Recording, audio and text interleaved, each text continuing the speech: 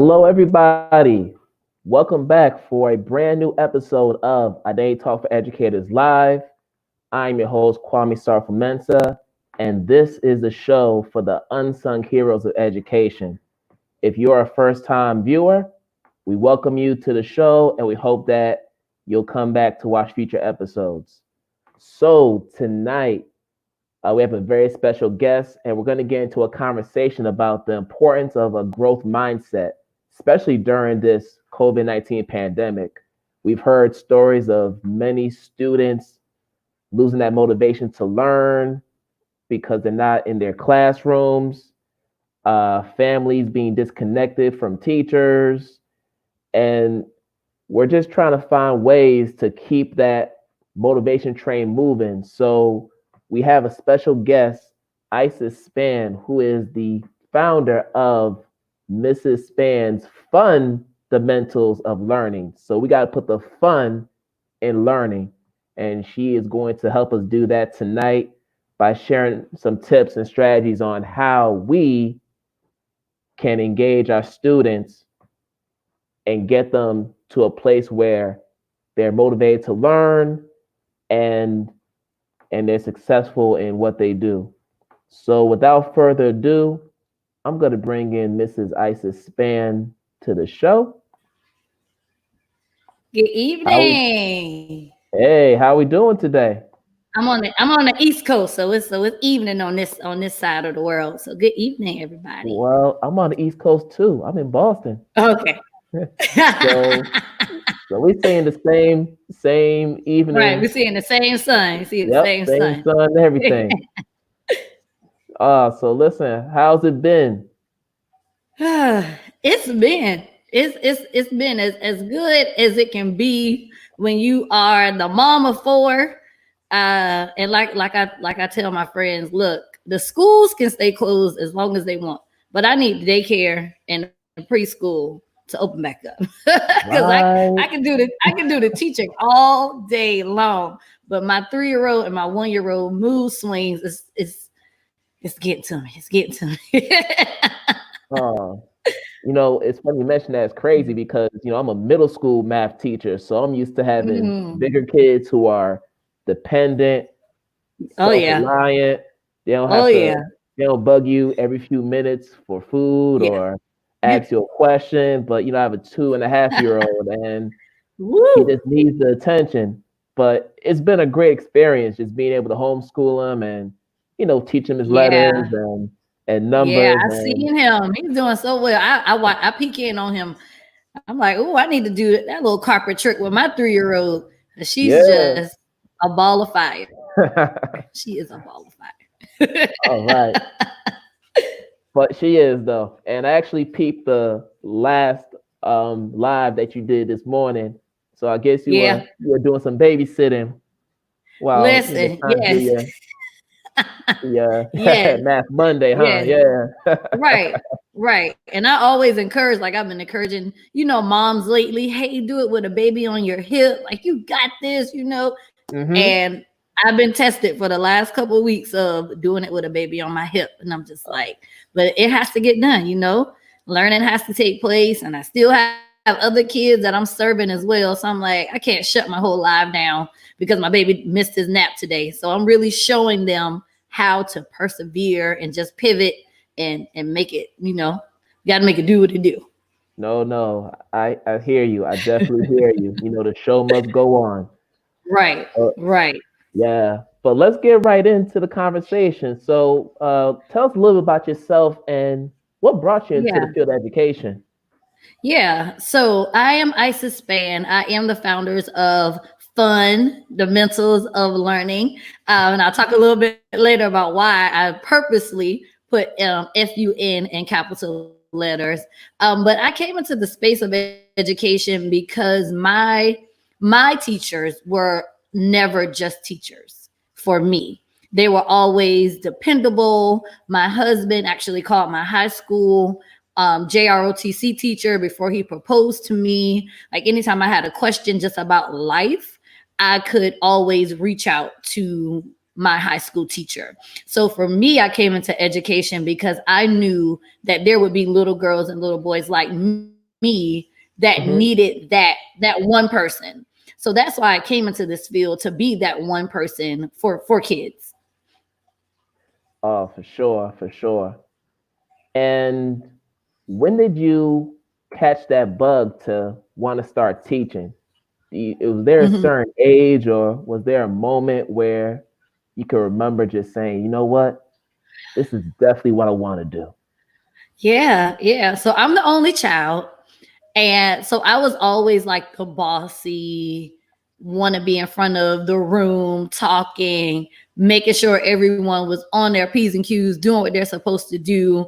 But I would definitely say around like my elementary school years, when I realized that, like, when I was in elementary school, the teacher was just like, oh my, like everybody, I felt like everybody wanted to be a teacher, and maybe it was just me, but I just saw that they could go to the vending machine when they wanted to. Like, they just had Yeah. this freedom. And like, I mean, mainly it was because like I just saw them as the person that not only could help, and they were in charge, and when they spoke, everybody had to listen. But going back to what I said previously, they were always that saving grace for me. And school was always where I had that structure and I had that stability, and I wanted to be that for someone else because I knew how it made me feel. So definitely when I was in elementary school, I knew without a shadow of a doubt, I wanted to be a teacher. I had to be a teacher. No, that's great, because I know when I was in elementary school, I was like many boys. I just wanted to go into professional sports. I wanted to be an NBA player. I wanted to play football. Yeah. I wanted to be a major league baseball player. So those were my dreams. Mm-hmm. And then Yeah. as you get older, you realize, you know what? I'm all right, but I'm not that good. Let me rethink my career choice. Yeah. But I think I was one of those people who just fell into teaching. It wasn't something that I thought about Mm-hmm. when I was growing up. It was just something that Mm-hmm. came to my life at a Yeah. time when I had no idea what I was going to do for a career. So it's been the best blessing I Yeah. could ask for, Right. Right. Yeah. outside of getting married and outside of getting married. So let me put Yeah, that for you the better throw record. that in there, because you're right. You better throw that in there. See, you good. You good. You There you learn. You go. learn I had to quick. slide it in there. You know, I ain't trying to get in trouble with the missus. Right. All right, but so I know we're in the midst of COVID-19, and Mhm. you have many teachers who are doing the best they can to still educate their students and also Right. run their households at the same time.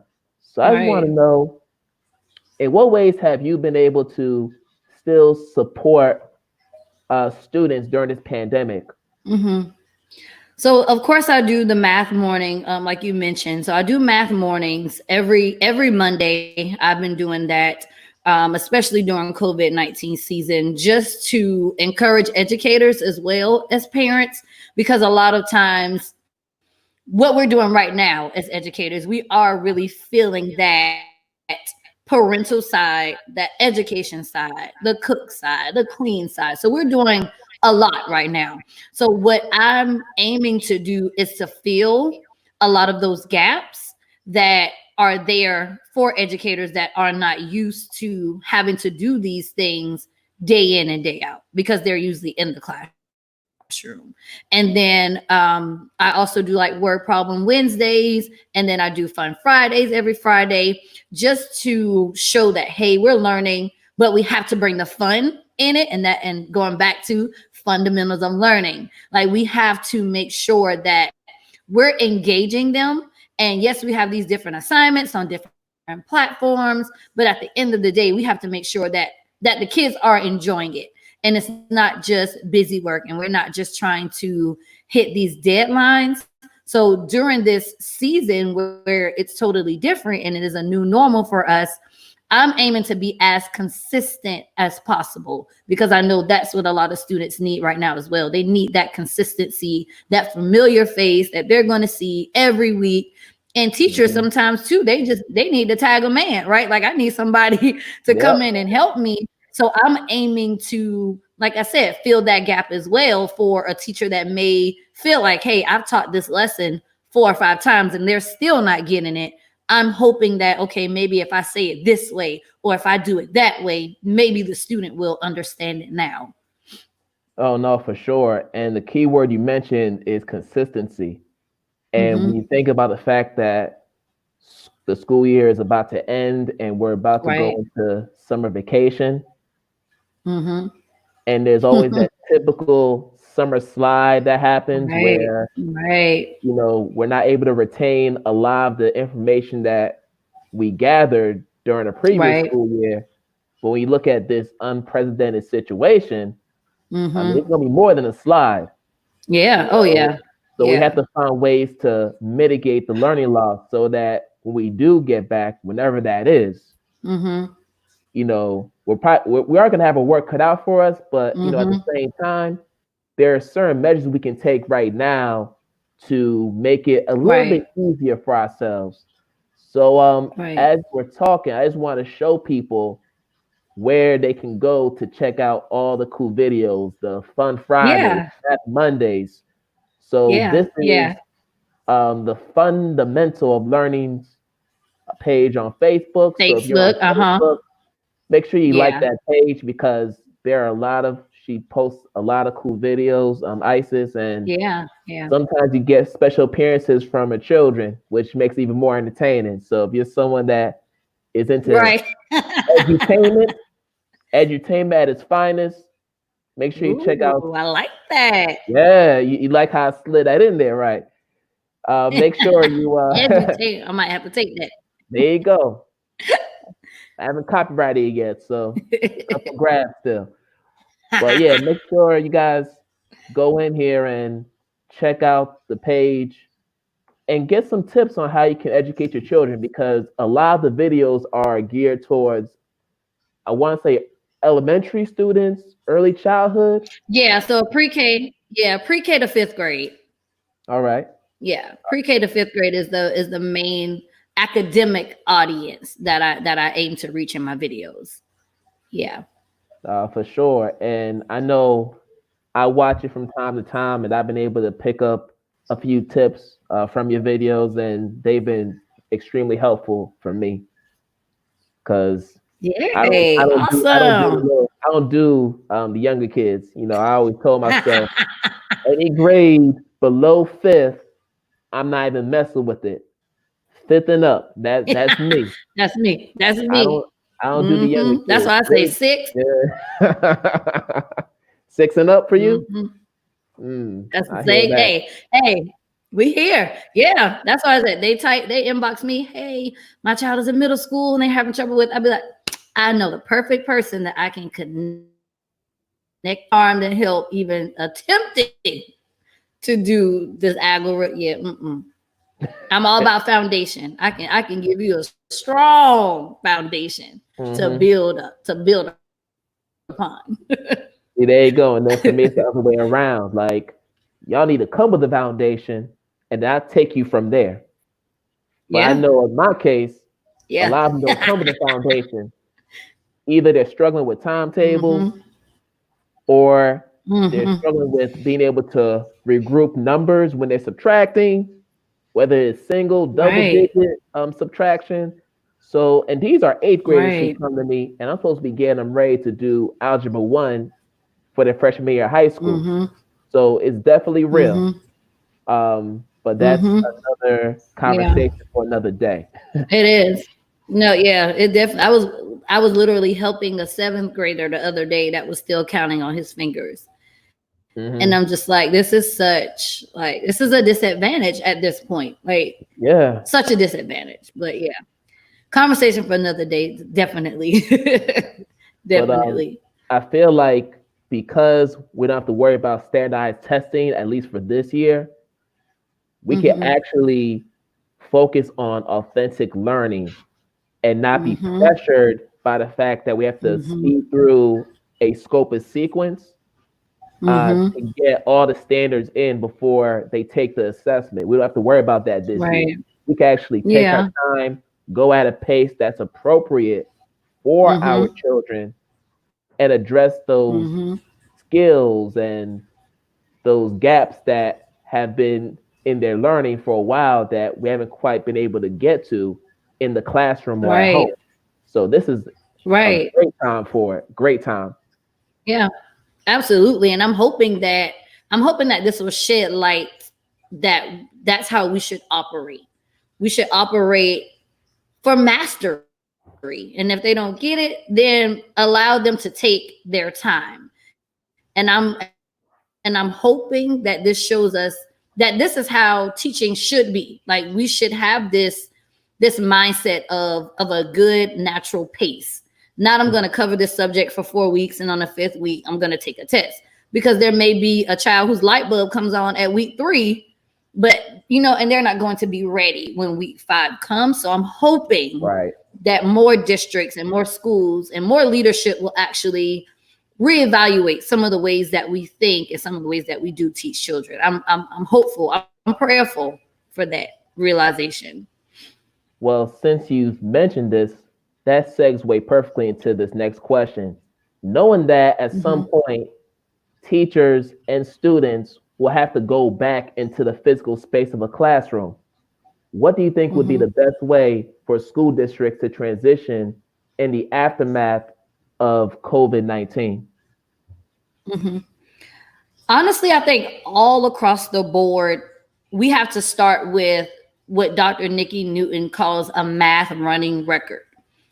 And what this does is it allows educators to see how students think about math, right? So it's not just about what's 4 plus 5, but it's about, okay, what makes up 4? What makes up 5? If you had to add these numbers together, what tool would you use? Would you use a number line? Would you use your fingers? Would you use different objects and manipulatives? Like, it gives us this picture of how students think about math. And I only harp on math so much because I was never short of a reading resource. Like, I had reading resources beyond what I could imagine, but math was always that subject where I had to create something, or I had to research, or I had to find a video. So I really think that we need to take math instruction more seriously after this is done, because we're going to have awesome readers that are still counting on their fingers. We're going to have college graduates that can't give you change back if they're working at, Target or Walmart, because they don't have those basic counting skills. And I personally think that we have, the different, we have Cash App, right? We have Venmo, we have Amazon. Like, all they have to do is put in debit card numbers now. Like, they don't have to touch money if they don't want to. They don't have to touch coins if they don't want to, right? Yeah. But still, they get tested on, make 53 cents out of these coins, but these kids don't even see coins, right? So going back into school, we need to bring back just the basic fundamental ideas and concepts when it comes to math instruction. And we also, once we go back into schools, we have to make sure that we don't get caught up in the COVID-19 enemy syndrome. And that's something that Spann created. But I feel like a lot of people are saying these children are grade levels behind because of COVID-19. They don't have the reading skills because of COVID-19. Say what now? They don't have the math skills because of this pandemic, right? Which we are in a pandemic. And I pray, and I'm so prayerful for the lives that have been lost and the families that have suffered at the hand of this. However, as educators and in the education system, we can't continue to say that students that are in 3rd grade that are performing on a 1st grade level just so happen to occur. This happened in March, right? We can't do that. We can't say that. We can't get comfortable in that.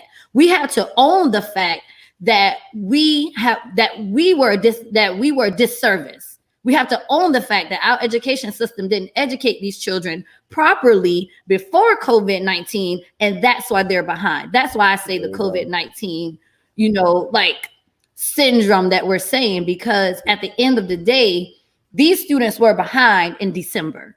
Yep. Right? These students were behind in August, but March is just showing you how many students actually have an academic deficit. And we have to own that. And I say we, because I'm an educator too, right? Yeah. I'm not in the classroom anymore, but I'm still an educator. And I say we, because there haven't been proper systems in place for students like my daughter that is in third grade, but she's not a third grade math student. She's a second grade math student. Why wasn't I, as the parent, having more conversations with her teacher before COVID-19? Right. Yeah. And we have to own that. And I just want us to own that, so that when we go back into the schools, we'll say, okay, let me do this better, so that if a pandemic happens like this again, my students won't be behind. I'll be able to engage with my parents. Like what you mean you haven't heard from your students since March? What do you mean you don't have a updated email or phone number? Like we have to do better in this space, because it's showing us now how we weren't engaging with families. If you can't get in contact with the family right now, that's not a COVID-19 problem. Nope. That's a you problem. You should have been engaging since August with this family. And listen, I'm gonna really try not to get into my soapbox, but I do want to add on to what you're saying, because first off, and I tell every guest who comes on the show this, these issues were already in existence prior to COVID-19. They've been in existence, especially in urban schools, for many, many, many years. These are new. Now, maybe for the parents who had no idea what was going on behind the scenes, it might be new to them. But for educators like you and I, who have been in the trenches and know what goes on between those four walls, these are new issues. And I'm glad that they're coming to surface. No. And then also, are we going to really act like NCLB had nothing to do with this? Are we going to really act like we don't have overage and undercredited students who just pass through the system because we can provide accommodations on the fly, as NCLB was supposed to do? Oh, you know what? We're not going to retain this student. Let's just pass them and we'll give them accommodations along the way. And we're going to keep on doing it until the gap just which they don't come. And it doesn't happen. It doesn't happen. But I'm gonna just those accommodations never come. Yeah. I'm just stop right there, because I'm gonna just get. I love that question. I love that question, by the way. Yeah. Thank you. And I'm gonna make sure I'm gonna ask for that every person that comes on the show, because I feel like it's a question that needs to be answered. And we need to get solutions, because right now you have the CDC, you have these other non-educational entities making decisions for us on how we should transition back into schools. And they've never stepped foot in the classroom ever. They talking about all desks have to be 6 feet. Well, how about the fact that we've already had overcrowded classrooms? Student to teacher ratios were already out of whack, and now you're asking for classrooms to have desks that are 6 feet apart from each other. How's that going to fit all the students? But once again, and then you have to think about the standards, where it's literally in our reading standards for students to turn and talk. Right? It's literally in Common Core. They need to think, pair, share. They need to do this strategy and that strategy. They can't do that from 6 feet apart. I want to see the day where you can keep 5-year-olds 6 feet apart when all they want to do is hug and kiss each other and love on each other. Like, it's just, it's insane. That's what I mean. And then, and we talk about this idea of developmental appropriateness, right? In the case of a kindergartner, 5 years old, you tell them, hey, stay in this seat. How long do you think they're going to stay in the seat before they get up and hug a friend or play with a friend? They don't have that impulse control at that age. And they're used to circle time. Yeah. They're used to all these different things that literally are shaping their little minds and shaping their lives. And for them to go back into that environment and not be able to do that, I think that's going to cause more trauma than anything, because they take it personal at that age. You take it personal when you tell them they can't sit here or they can't go into this area of the classroom. They take those things personal. They don't know how to process and think through those things like an adult. And we really, as decision makers, we have to think about all of the kids involved in the decisions that we're making, not just the adults, but we have to think about if everybody could make decisions from the view and the lens of a 4 or 5 year old, I think we would be further along in education. And I think we've been saying that for a very long time, but I don't think they're hearing us though. But let's get into the reason why we are here today, and that's to talk about growth mindset. So my question is this: we're in COVID-19 right now, but this also applies to when we get out of this and back into the classrooms. How can students, particularly during this time, develop and maintain a growth mindset in order to stay motivated in their learning? What can they do to accomplish that? Well, first they have to be in an environment with adults that are modeling a growth mindset. Because anytime we talk about students and what students are going to give to us, we have to think about what their examples are. Because many times students are expressing examples. They are expressing what's modeled. So if I expect anything from a student, or if I expect anything from a child, I have to look at their examples first.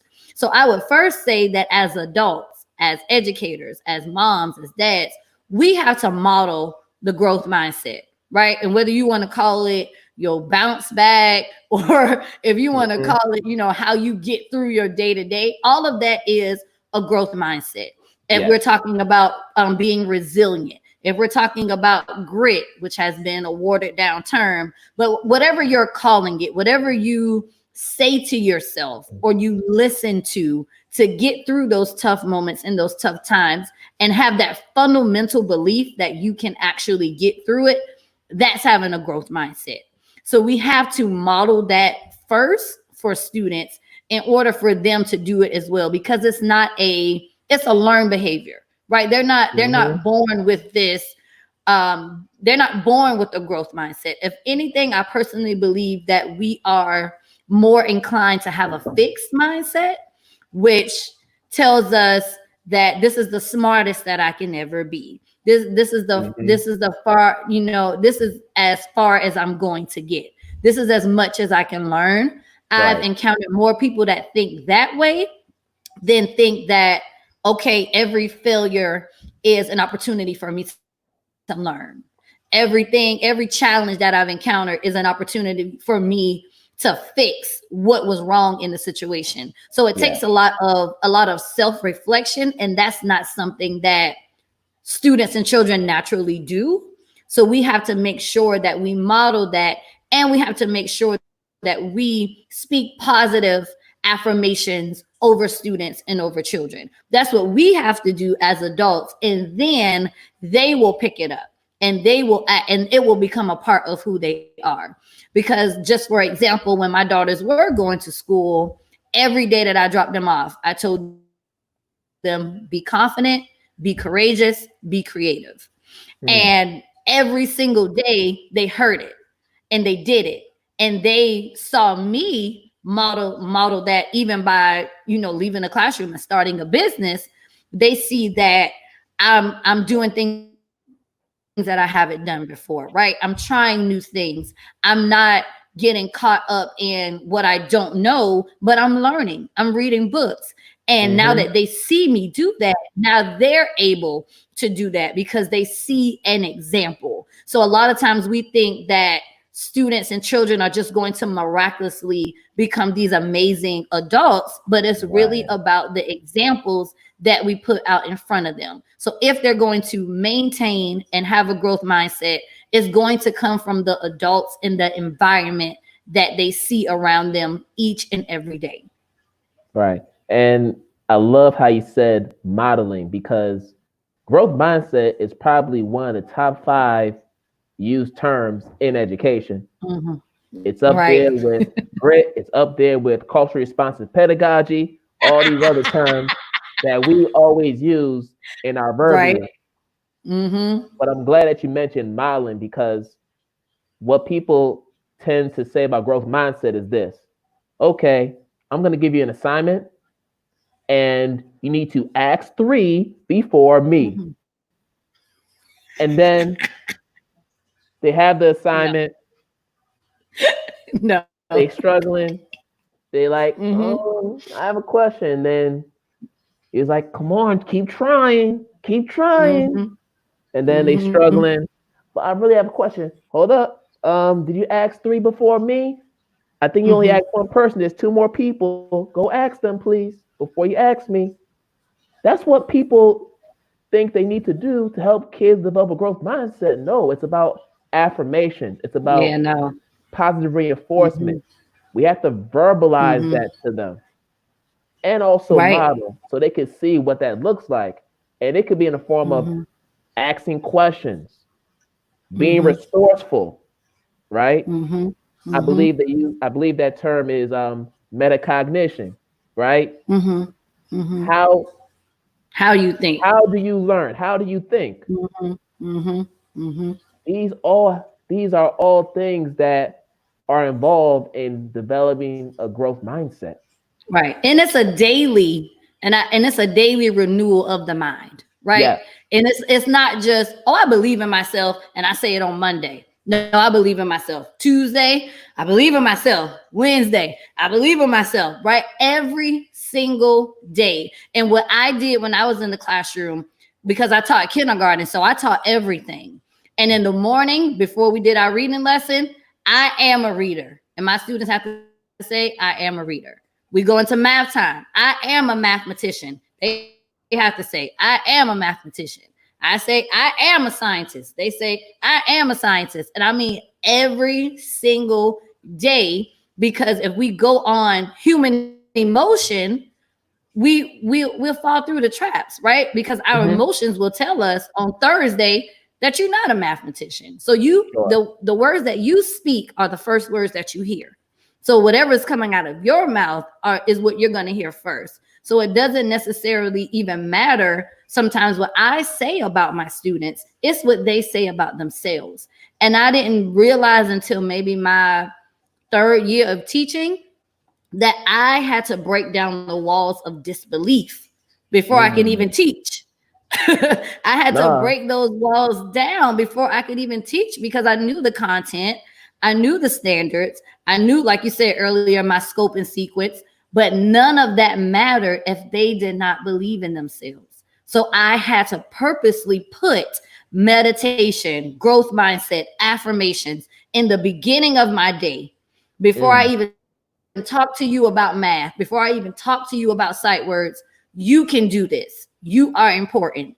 Your gifts and your talents cannot be measured. Every single morning. And then, now let's read these sight words. There you go. Now, we're running low on time, but I do want to give you a chance to tell us, well, what got you started with fundamentals of learning? How did that vision come to life? So you can share with us how that came about.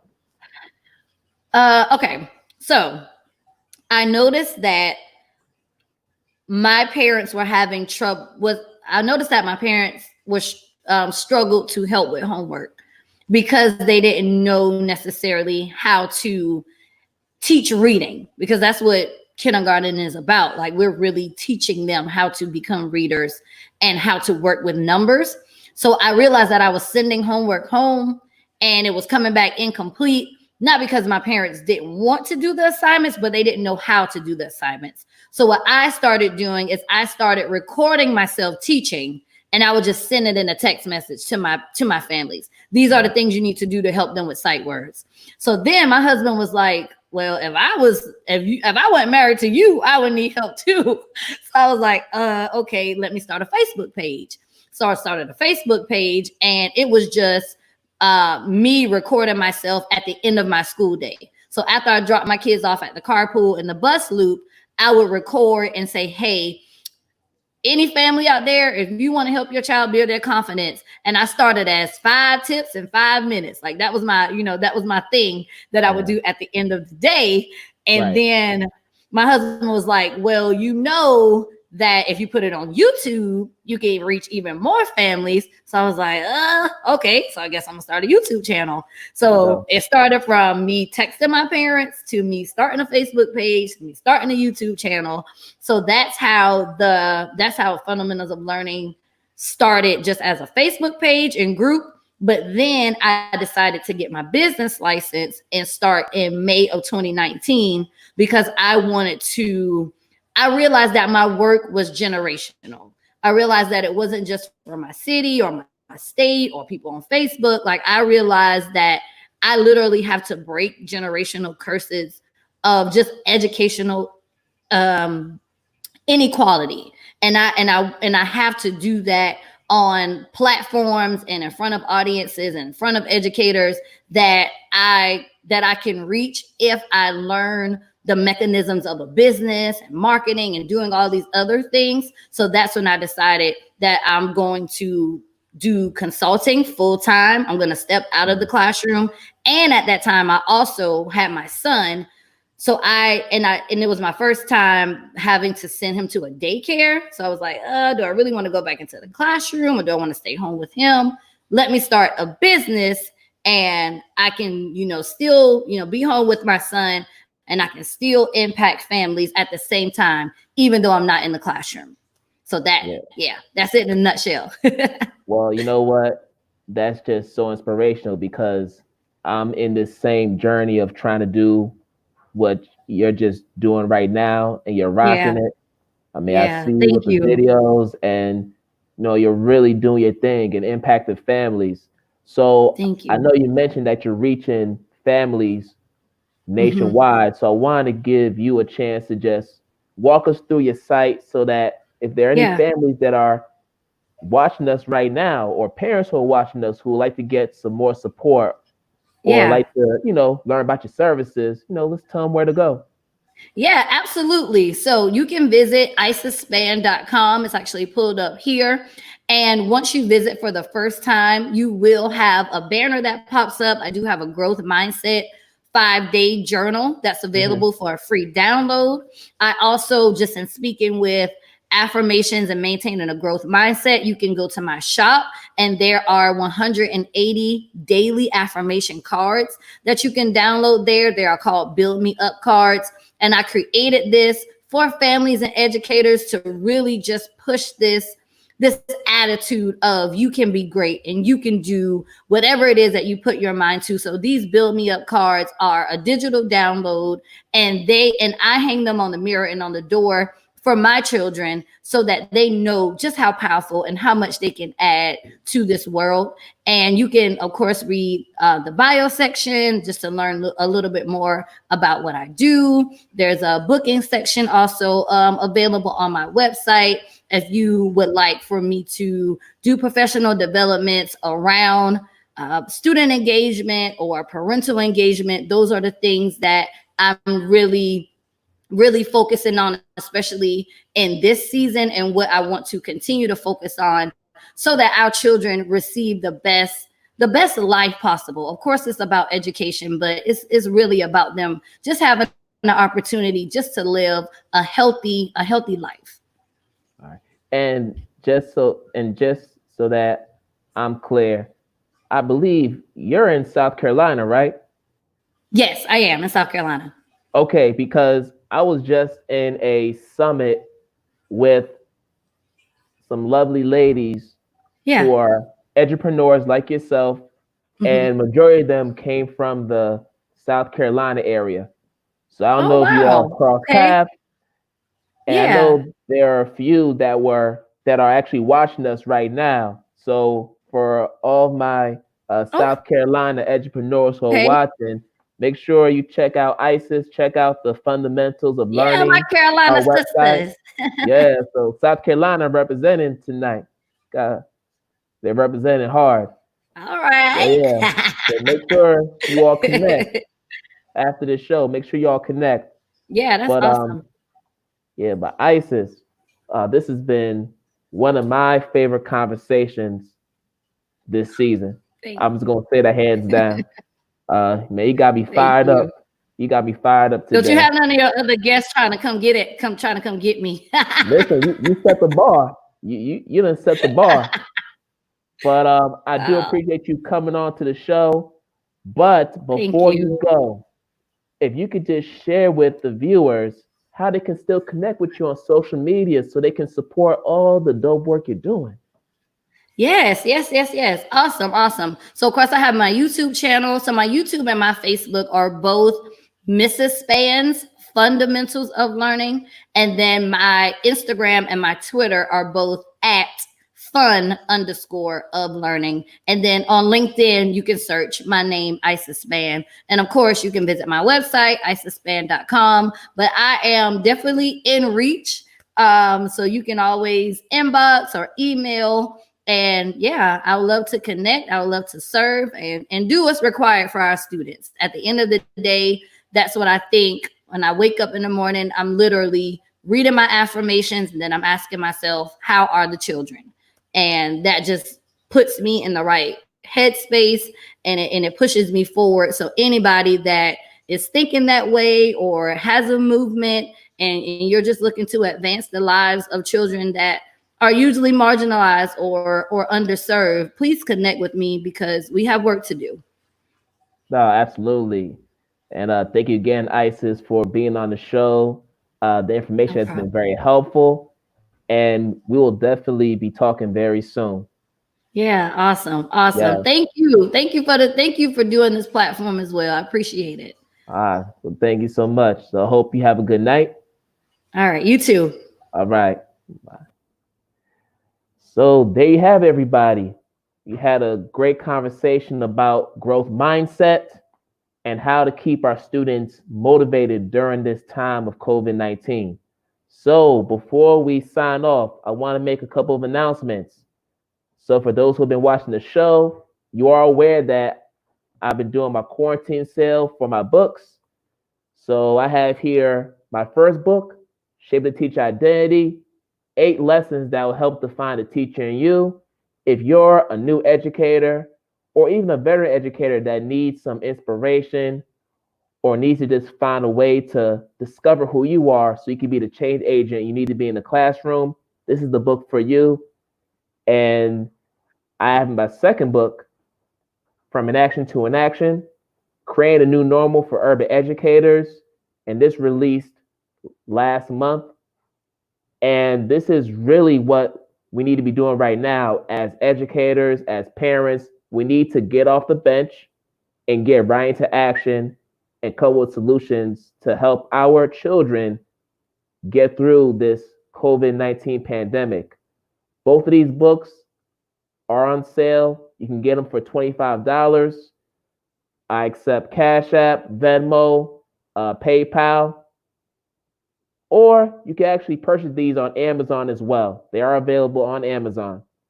Or you can go to my website, IDTALK4ED.com, and purchase them there. And then also, if you would like to be a guest on this show, please reach me at identitytalkforeducators@gmail.com. And we're not just looking for the traditional educator in the classroom. We're looking for community leaders. We're looking for child advocates. We're looking for coaches. We're looking for people who are just educating community members. It doesn't matter what field you're doing it in. If you're doing something to elevate the minds of people in your community, we want to give you this platform to share your story so other people can hear what you're doing. So if you're someone that fits that description, let me know. Contact me at identitytalkforeducators@gmail.com. And also, if you love what you heard today, you can subscribe to this podcast on Anchor, Spotify, Apple Podcasts, Google Podcasts, and all other streaming platforms. So there you have it, people. My name is Kwame Sarfo-Mensah, and I thank you for joining me for another episode of IDTALK for Educators Live. So I wish you all a good morning, good afternoon, good night, wherever you are in the world. And we're going to do this together another time. Peace out, everybody.